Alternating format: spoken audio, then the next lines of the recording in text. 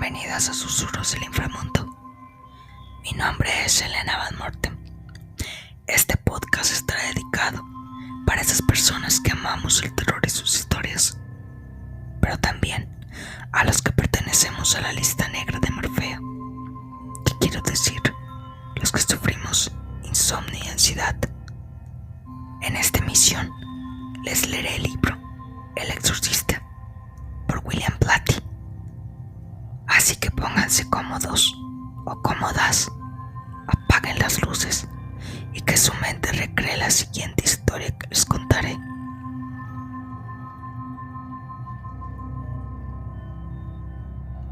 Prólogo.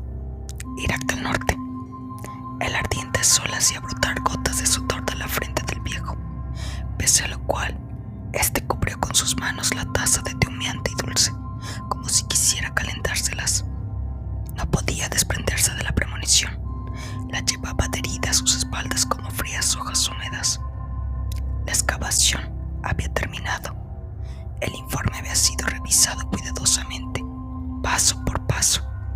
El material extraído, observado, rotulado y despachado. Perlas y collares, cuños, falos, morteros de piedra molida manchados de color ocre, ollas pulidas. Nada excepcional. Una caja siria de marfil para productos de tocador. Y el hombre, los huesos del hombre. Los quebradizos restos del tormento cósmico que una vez le hicieron preguntarse si la materia no sería Lucifer, que volvía en busca de Dios hacia arriba a tientas.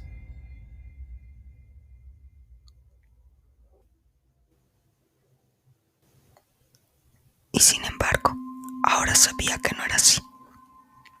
La fragancia de las plantas de regaliz y tamarisco atraía su mirada hacia las colinas cubiertas de amapolas, hacia las llanuras de juncos, hacia el camino irregular sembrado de rocas que se precipitaban pendientes hacia el abismo.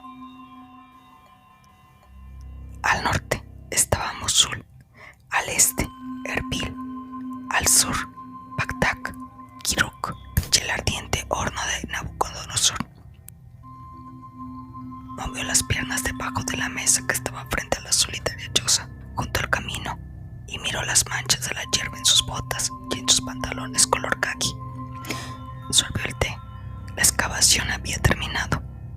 ¿Qué vendría ahora? Quiso sacudirse el polvo de sus pensamientos como lo hacía con los tesoros inanimados, pero no pudo ordenarlos. Alguien jadeaba en el interior de la Shayana, así llamaban aquellas malolientes chozas. El arrugado propietario se acercaba a él arrastrando los pies, levantando polvo con sus zapatos de fabricación rusa, que usaba como si fueran chinelas, haciendo gemir los contrafuertes bajo el peso de sus talones. Su sombra oscura se deslizó sobre la mesa. Kaman Chai Chagua.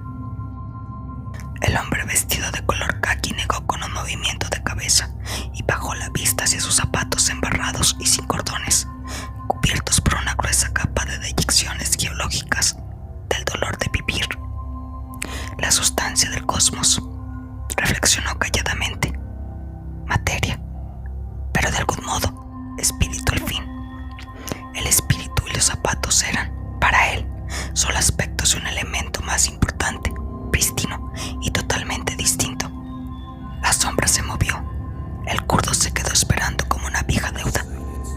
El hombre vestido de color caqui clavó la mirada en unos ojos húmedos y desteñidos, como si el iris estuviera velado por la membrana de una cáscara de huevo.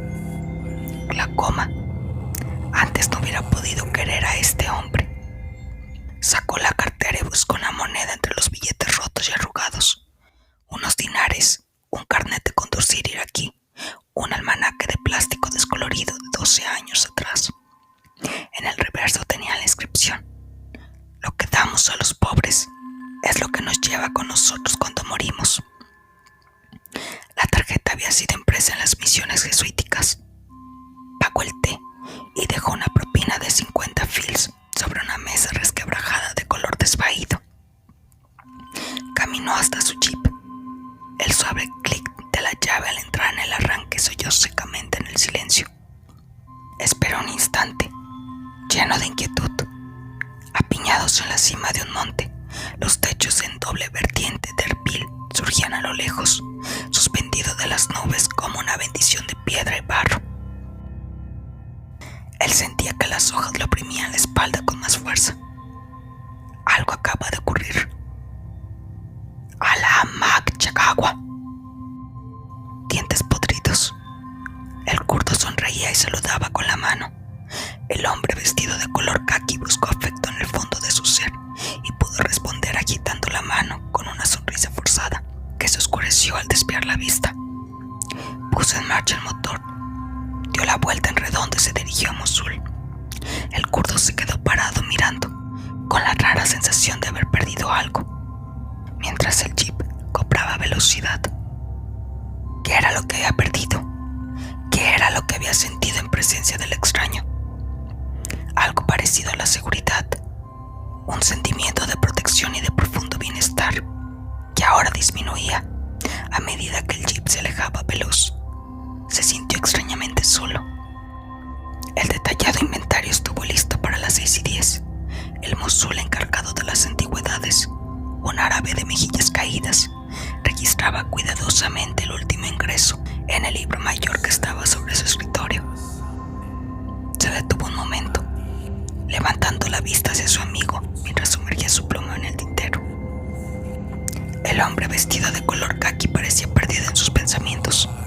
Estaba parado junto a una mesa con las manos en los bolsillos, mirando fijamente hacia uno de aquellos resecos vestigios del ayer ya rotulado. El encargado lo observó curioso, inmóvil. Luego volvió a su tarea, escribiendo con una caligrafía pequeña, firme y prolija. Finalmente, suspiró y dejó la pluma al darse cuenta de la hora. El tren para Bagdad partía a las 8. Sacó la hoja y le ofreció té. El hombre vestido de color caqui negó con la cabeza. Sus ojos seguían fijos en algo que había sobre la mesa. El árabe lo observaba, algo preocupado. ¿Qué había en el ambiente? Había algo en el ambiente. Se levantó y se acercó, sintiendo un leve cosquilleo en la base del cuello. Su amigo por fin se movió y cogió un amuleto y pensativo lo sostuvo entre las manos. Era una cabeza en piedra verde del demonio Pazuzu, una personificación del viento del sudoeste. Tenía poder sobre la enfermedad y los males. La cabeza estaba perforada. El dueño del amuleto lo había usado como escudo. El mal contra el mal, susurró el encargado, mientras se abanicaba lánguidamente con una revista científica francesa, cuya portada se veía manchada por una huella digital. Su amigo no se movió ni hizo ningún comentario. ¿Pasa algo? No hubo respuesta. Padre. El hombre vestido de color caqui parecía seguir sin escuchar, absorto en el amuleto, el último de sus hallazgos. Al cabo de un momento lo dejó y dirigió hacia el árabe una mirada inquisitiva. Había dicho algo. Nada. Murmuraron frases de despedida. Ya en la puerta, el encargado cogió la mano del viejo con una inusitada firmeza. Mi corazón tiene un deseo, padre. Que no se vaya. Su amigo respondió suavemente en términos de tiempo, de algo que no debía hacer. No. Quiero decir, que no vuelva a su casa. El hombre vestido de color caqui clavó la vista en un pedacito de garbanzo hervido que había en la comisura de la boca del árabe. Sin embargo, sus ojos estaban distantes. Volver a casa, repitió. La palabra sonaba como un adiós definitivo. A Estados Unidos, agregó el encargado árabe, y al instante se preguntó por qué lo habría dicho. El hombre vestido de color caqui penetró las tinieblas de la ansiedad del otro. Siempre le había sido fácil apreciar a aquel hombre. Adiós, murmuró. Luego se volvió rápidamente y se internó en la sombra de las calles para emprender el regreso. Recorrió un trayecto cuya extensión parecía algo indefinida. Lo veré dentro de un año, le gritó el encargado desde la puerta. Pero el hombre vestido de color caqui no se volvió para mirar. El árabe observaba la silueta que se empequeñecía al atravesar una calle angosta, en la cual casi chocó con un carruaje que pasaba velozmente. En la cabina iba una corpulenta anciana árabe. Su cara era solo una sombra detrás del pelo de encaje negro, con pliegues que la cubría como una mortaja. Se imaginó que tenía prisa por llegar a alguna cita. Pronto perdió de vista al amigo que se iba. El hombre vestido de color caqui caminaba subyugado. Al dejar la ciudad, se abrió paso por los suburbios mientras cruzaba el Tigris. Al acercarse a las ruinas, disminuyó el ritmo de su andar, porque con cada paso, el incipiente presentimiento tomaba una forma más consciente y horrible. Tendría que saber, tendría que estar preparado. El tablón de madera que atravesaba el Cócer, un arroyo fangoso, crujió bajo su peso, y por fin llegó allí. Se paró sobre el montículo donde una vez brillara, con sus 15 pórticos, Nínive, la temida guarida de las hordas asirias. Ahora la ciudad yacía hundida en el sangriento polvo de su predestinación, y sin embargo, él se encontraba allí. El aire seguía siendo denso, estaba lleno de ese otro aire que alteraba sus sueños. Un sereno kurdo, al doblar por una esquina, empuñó su rifle y empezó a correr tras él. Se detuvo bruscamente, lo saludó al reconocerlo y siguió corriendo. El hombre vestido de color caqui merodeó por las ruinas. El templo de Napú, el templo de Istar, sintió vibraciones. En el palacio de Asurbanipal se quedó mirando de reojo una pesada estatua de piedra caliza. In situ, alas irregulares, pies con garras, bulboso pene saliente y rígida boca que se estiraba en una sonrisa maligna. El demonio Pazuzu. De repente lo abrumó una certeza. Lo supo. Aquello se acercaba. Clavó la vista en el polvo. Sombras con vida. Oyó opacos ladridos de jaurías salvajes que merodeaban por las afueras de la ciudad. La órbita del sol comenzaba a caer detrás del borde del mundo. Se bajó las mangas de la camisa y se abrochó los puños. Se había levantado una brisa helada. Venía del sudoeste.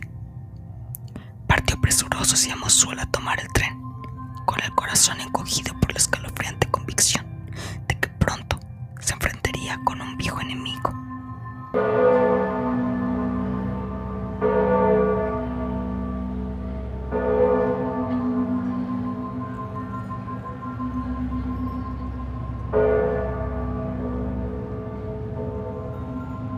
Primera parte. El comienzo. Capítulo primero. Como el maldito y fugaz destello de explosiones solares que solo impresionan borrosamente los ojos de los ciegos, el comienzo del horror pasó casi inadvertido. De hecho, fue quedando olvidado en la locura de lo que vino después, y quizá no lo relacionó de ningún modo con el horror mismo. Era difícil de juzgar. La casa era alquilada, acogedora, hermética. Una casa de ladrillo colonial cubierta de piedra en la zona de Georgetown de Washington, D.C. Al otro lado de la calle había una franja de campus perteneciente a la Georgetown University. Detrás, un escarpado terraplén que caía en pendiente vertical sobre la bulliciosa calle M. Y más lejos, el fangoso río Potomac. El 1 de abril, por la mañana temprano, la casa estaba en silencio. Chris MacNeil se hallaba incorporada en la cama, repasando el texto de la filmación del día siguiente. Regan, su hija, dormía en su habitación, al final del pasillo, y los sirvientes, Willie y Carl, ambos de edad madura, ocupaban una estancia contigua a la despensa en la planta baja. Aproximadamente a las 12:25 de la noche, Chris apartó la mirada del guión y frunció el ceño con perplejidad. Oyó ruidos extraños. Eran raros, apagados, agrupados rítmicamente. Un código insólito de golpecitos producidos por un muerto. Curioso. Escuchó durante un momento y luego dejó de prestar atención. Pero como los ruidos proseguían, no se podía concentrar. Arrojó violentamente el manuscrito sobre la cama. ¡Dios mío, qué fastidio!, pasillo y miró a su alrededor. Parecían provenir del dormitorio de Regan. ¿Pero qué estará haciendo? Caminó lentamente por el corredor y de pronto los golpes se oyeron más fuertes, más rápidos. Al empujar la puerta y entrar en la habitación, cesaron de pronto. ¿Qué diablos pasa? La niña de 11 años dormía, firmemente abrazada a un gran oso de felpa de ojos redondos, arruinado, descolorido después de muchos años de asfixiarlo, de cubrirlo de tiernos besos húmedos. Chris se acercó suavemente al lecho y se inclinó murmurando: «Rags, ¿estás despierta?» Respiración rítmica, pesada y profunda. Chris paseó la vista por el cuarto. La débil luz del pasillo llegaba a mortecina y se astillaba sobre los cuadros pintados por Regan, sobre sus esculturas y sobre otros animales de felpa. «Está bien, Rags. La vieja mamá ya se va. Dilo, que la inocencia te valga». Y sin embargo, Chris sabía que ese comportamiento no era propio de Regan. La niña tenía un temperamento muy opaco. Entonces, ¿quién era el bromista? Algún tipo muerto de sueño que trataba de silenciar los ruidos de las cañerías de la calefacción. Cierta vez, en las montañas de Bután, había pasado horas y horas contemplando a un monje budista que meditaba acuclillado en la tierra. Al final creyó verlo levitar. Quizás, al contar la historia a alguien, siempre añadía: quizás. Y quizás ahora también su mente, esa incansable narradora de ilusiones, había exagerado los golpes. Pues no, que los he oído. Bruscamente lanzó una mirada al techo. Allí, leves rasguños. Ratas en el altillo. Dios mío, ratas. Suspiró. Eso era. Colas largas. Golpe, golpe. Se sintió extrañamente aliviada. Y luego notó el frío. La habitación estaba helada. Avanzó lentamente hasta la ventana. Comprobó si estaba cerrada. Tocó alrededor. Caliente.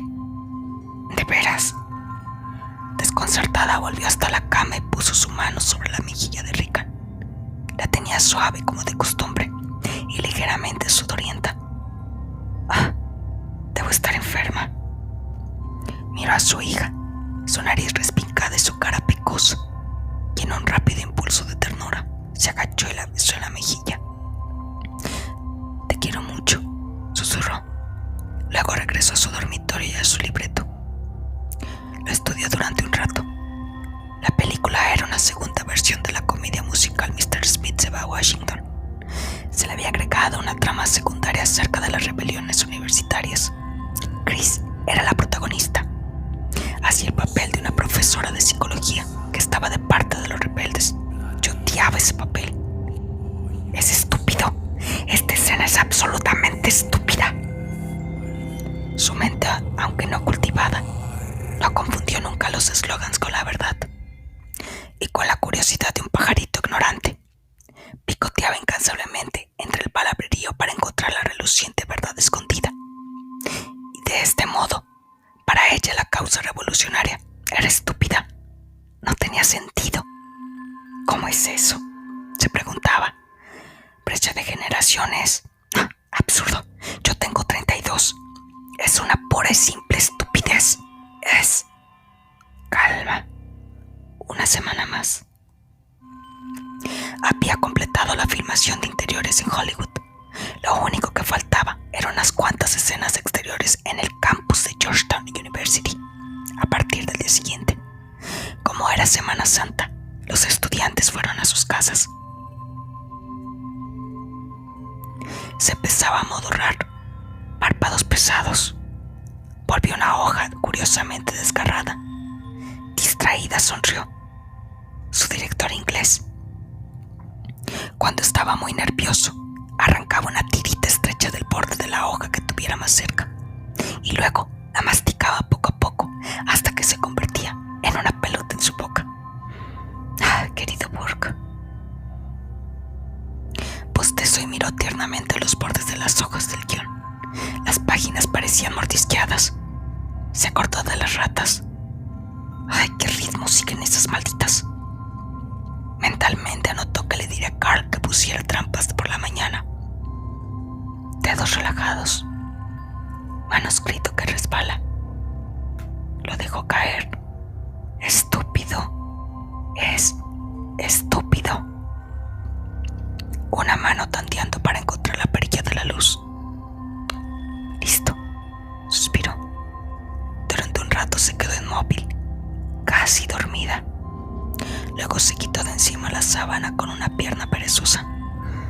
¡Ay! Un calor insoportable. Un fino rocío se adhería suavemente y mansamente a los vidrios de la ventana. Chris durmió y soñó con la muerte, con todos sus asombrosos detalles, con una muerte que parecía algo nuevo. Mientras soñaba, algo en ella contenía el aliento, se disolvía, se hundía en la nada, al pensar una y otra vez: yo no voy a ser, yo moriré, yo no seré, y por los siglos de los siglos. Papá, no lo permitas, no dejes que lo hagan, no dejes que yo sea nada por los siglos. Y mientras se disolvía, se desenroscaba, se oyó un timbre. El timbre, el teléfono. Se incorporó en la cama. El corazón le latía violentamente. Tenía la mano en el teléfono y el estómago vacío. Era una sustancia sin peso y su teléfono sonaba. Se incorporó en la cama. El corazón le latía violentamente. Tenía la mano en el teléfono y el estómago vacío. Era una sustancia sin peso y su teléfono sonaba. Descolgó. El ayudante de dirección. El maquillaje a las 6, carita. Bueno, ¿cómo te sientes? Si me baño y el agua no quema, creo que estaré bien. Él se rió. Hasta luego. Sí, de acuerdo, gracias. Colgó y durante un rato permaneció sentada, inmóvil, pensando en el sueño. Un sueño. Se parecía más bien a un pensamiento de la semiconciencia del despertar. Esa terrible lucidez, fulgor de la calavera, el no ser, irreversible, no se lo podía imaginar. Dios mío, no puede ser, reflexionó y al fin inclinó la cabeza. Pero es. Se dirigió al baño, se puso el albornoz y bajó rápidamente a la cocina, a la vida que la guardaba en el jugoso tocino. Buenos días, señora. Willy, canosa, encorvada y con ojeras violáceas, exprimía naranjas. Tenía cierto toque extranjero, suizo como el de Carl. Se secó las manos en una toalla de papel y se acercó a la cocina. Yo lo haré, Willy. Chris, siempre perceptiva, había notado su mirada cansada, y mientras Willy se dirigía, gruñendo hacia el fregadero, la actriz se sirvió café y se retiró al rincón donde siempre tomaba el desayuno. Se sentó y sonrió afectuosamente al mirar el plato. Una rosa color rojo encendido. Regan, mi ángel. Muchas mañanas, cuando Chris trabajaba, Regan se levantaba de la cama en silencio. Bajaba a la cocina y le ponía una flor junto al plato. Luego volvía a tiendas a su sueño con los ojos cerrados. Chris, apenada, movió la cabeza al recordar que estaba a punto de ponerle el nombre de John Errol. Por supuesto, prepárense para lo peor. Chris sonrió ante el recuerdo. Sorbió el café. Cuando su mirada cayó de nuevo sobre la rosa, su expresión se tornó triste por un momento, y sus grandes ojos verdes parecieron apesumbrados en la mirada perdida. Se acordaba de otra flor, un hijo. Jamie había muerto a los 3 años, hacía mucho tiempo, cuando ella, Chris, era una corista muy joven de Broadway. Había jurado no volver jamás a darse tanto a nadie como lo había hecho con Jamie, como lo había hecho con el padre de Jamie, Howard McNeil. Rápidamente desvió la mirada de la rosa, y como su sueño de la muerte se elevaba en una nube desde el café, encendió un cigarrillo. Willy trajo el jugo y Chris se acordó de las ratas. ¿Dónde está Carl?, preguntó la sirvienta. Estoy aquí, señora. Atareado apareció por la puerta de la alacena, autoritario, respetuoso, dinámico, servil, con un pedacito de servilleta de papel pegado en la barbilla, porque se cortó al afeitarse. Sí, corpulento, jadio junto a la mesa, ojos brillantes, nariz aguileña, pelado. Carl, hay ratas en el altillo. Tendrías que conseguir algunas ratoneras. ¿Hay ratas? Eso he dicho. Pero el altillo está limpio.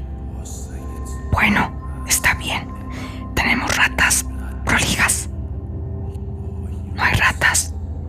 Carl, yo las oí anoche. Dijo Chris con paciencia pero imperativa. Quizás sean las cañerías, sonrió Carl. Tal vez los tablones. Tal vez las ratas. Va a comprar las malditas ratoneras y dejarse de discutir. Sí, señora. Salgo disparado ahora mismo. No, ahora no, Carl. Las tiendas están cerradas.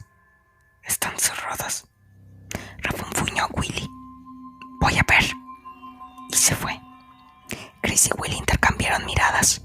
Luego Willy hizo un gesto con la cabeza y volvió a su tocino. Chris sorbió el café. Extraño, hombre extraño. Trabajador como Willy, muy leal, discreto. Y sin embargo, algo en él la ponía levemente inquieta. ¿Qué era? Su aire sutil de arrogancia, desafío.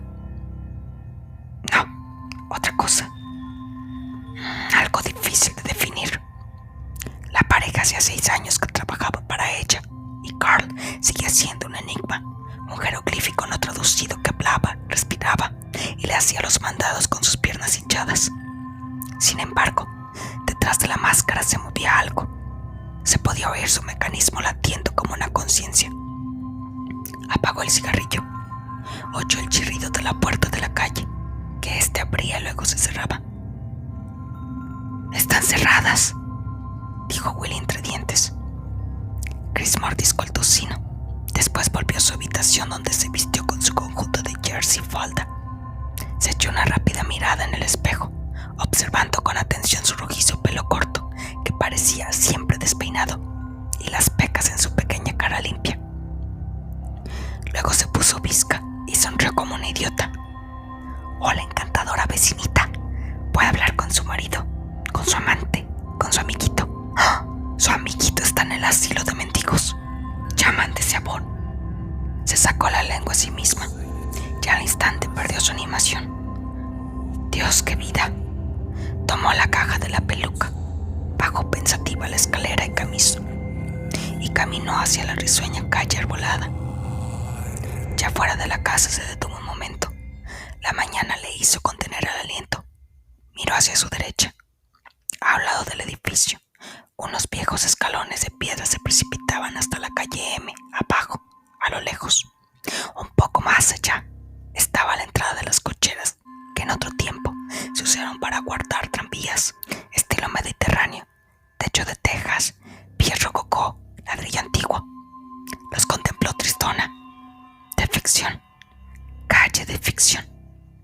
Pero, ¿por qué no me quedo? Compro la casa e empiezo a vivir. En algún lado, una campana empezó a sonar. Dirigió la vista hacia el lugar de donde provenía el sonido. La torre del reloj en el campus de Georgetown. La melancólica resonancia hizo eco en el río. Tembló, se filtró en su corazón cansado. Se fue caminando al trabajo hacia la espectral mascarada, hacia la ficción. Pasó por el pórtico de entrada al campus y su depresión disminuyó. Luego se hizo aún menor. Y al contemplar la hilera de vestuarios rotantes alineados en el camino, muy cerca del paredón que circundaba el perímetro por el lado sur, ya eso de las 8 de la mañana, hora de la primera toma del día, ya era casi la misma de siempre. Empezó una discusión sobre el guión. «Burke, ¿por qué no le echas una ojeada a esta porquería? Ah, veo que tienes un libreto. ¡Qué bien!». El director Burke Dennings, severo y travieso, con su ojo izquierdo que titilaba, aunque brillaba de picardía, arrancó una tirita de papel del guión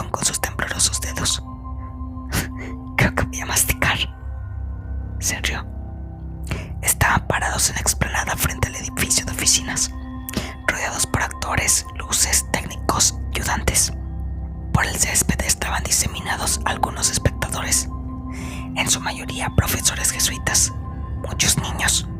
El director de fotografía, aburrido, tomó el diario de Daily Variety cuando Dennings se metió un papel en la boca y sonrió tontamente.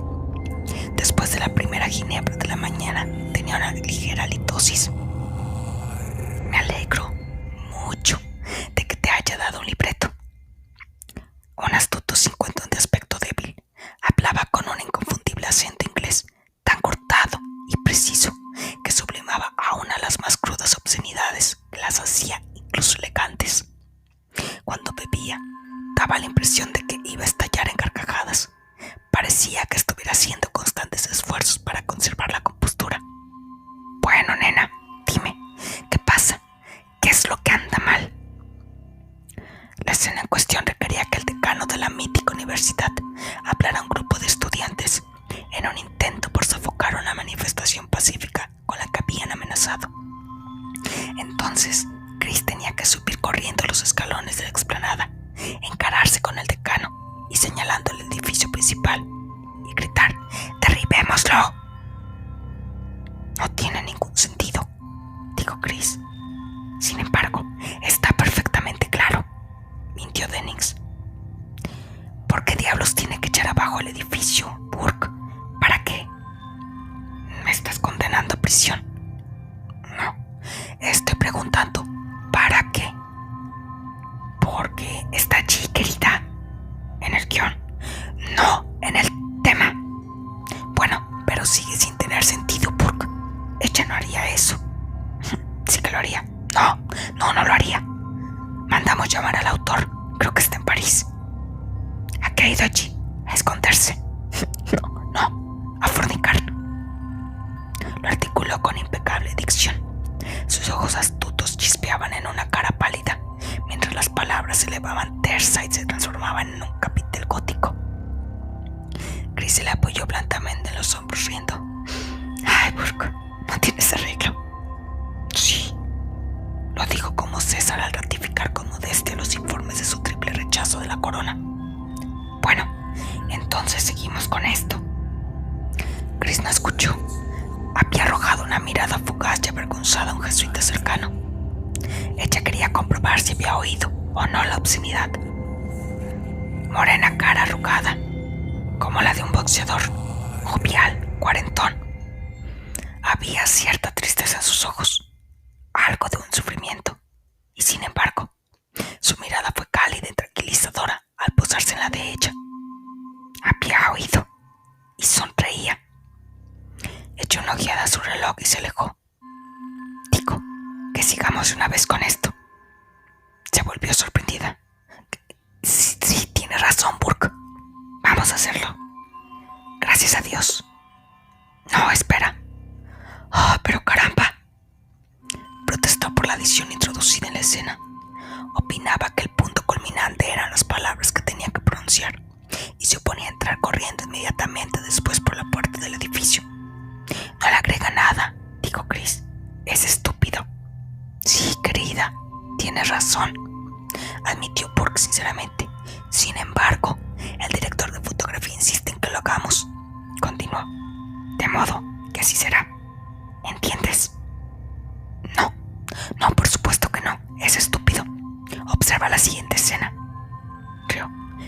Empieza con Jet, que viene hacia nosotros por la puerta. El director de fotografía está seguro de obtener una mención si la escena anterior termina contigo saliendo por la puerta. Pero ese es idiota. Pero por supuesto que lo es. Hay para vomitar. Es algo estúpidamente malo. Pero lo filmaremos.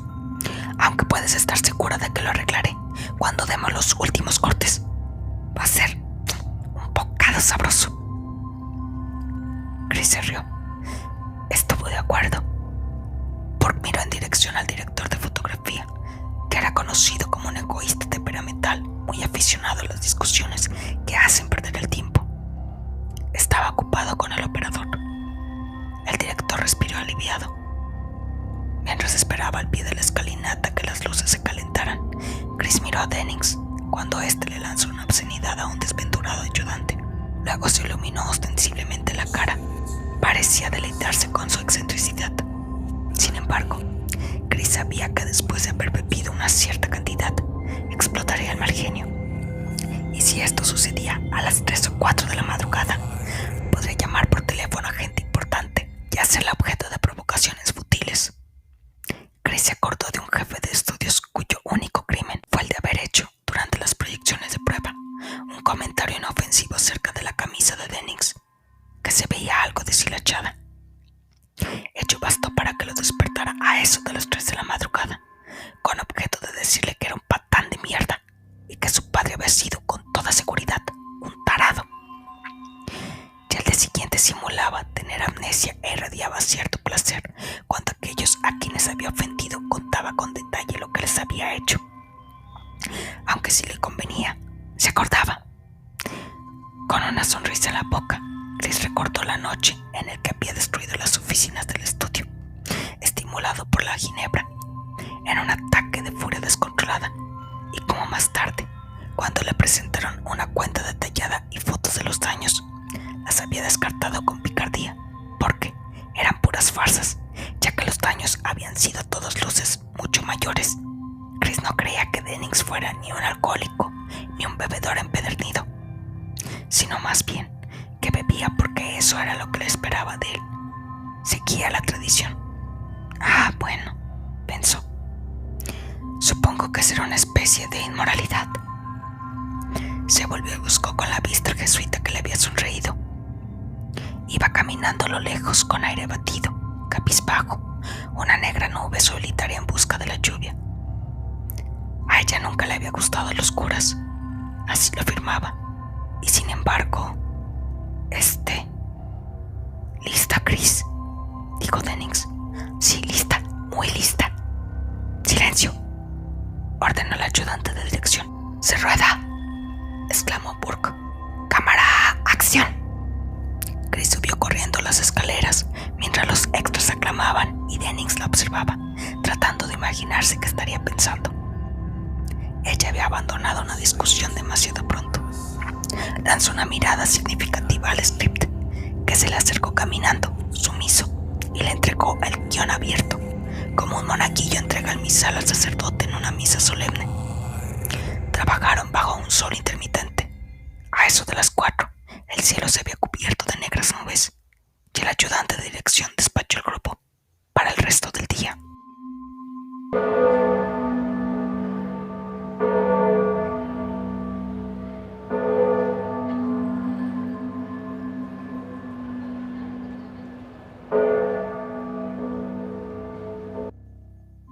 Pues lamentablemente ha llegado el momento de cerrar el libro. Los esperan en una nueva emisión del podcast.